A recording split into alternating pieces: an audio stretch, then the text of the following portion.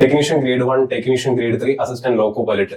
ചുവപ്പ് കളറിൽ കാണിച്ചിരിക്കുന്നത് 2025 വേക്കൻസി, പച്ച കളറിൽ കാണിച്ചിരിക്കുന്നത് 2026 ഡ്രാഫ്റ്റ് വേക്കൻസി. ഇപ്പോഴും നോട്ടിഫിക്കേഷൻ പുറത്തു വന്നിട്ടില്ല, ഡ്രാഫ്റ്റ് ആണ്.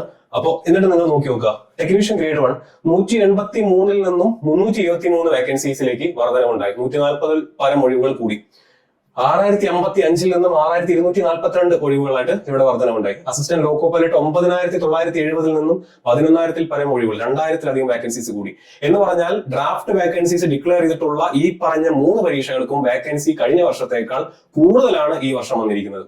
അപ്പോ ഇനിയും വർഷാവർഷം പരീക്ഷ നടത്തുമ്പോൾ വേക്കൻസി കുറയുമെന്ന് പറഞ്ഞ് നിങ്ങൾ നിരുത്സാഹപ്പെടുത്തുന്നവരുണ്ടെങ്കിൽ, അതും പറഞ്ഞുകൊണ്ട് മുടന്തൻ ന്യായമായിട്ട് പഠിക്കാതിരിക്കുന്ന കുട്ടികളുണ്ടെങ്കിൽ മനസ്സിലാക്കുക, ഇതും ഒരു അവസരമാണ്.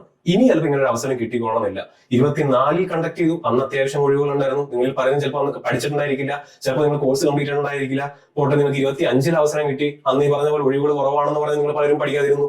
26 അതേ അവസരം വരികയാണ്, വേക്കൻസി കൂടുതലാണ് കഴിഞ്ഞ വർഷത്തേക്കാളും. ഈ വർഷം പിടിച്ചോ, ജോലി നിങ്ങൾക്ക് കയ്യിൽ കിട്ടും. വർഷാവർഷം RRB കണ്ടക്ട് ചെയ്യുമെന്ന് പറഞ്ഞു. RRB അതുപോലെ തന്നെ അതിന്റെ കാര്യങ്ങളെല്ലാം കൃത്യമായിട്ട് ചെയ്യുന്നുണ്ട്. നിങ്ങൾ നിങ്ങളുടെ കാര്യങ്ങൾ കൃത്യമായിട്ട് ചെയ്യുന്നുണ്ടോ എന്നുള്ളത് മാത്രം ഉറപ്പുവരുത്തുക.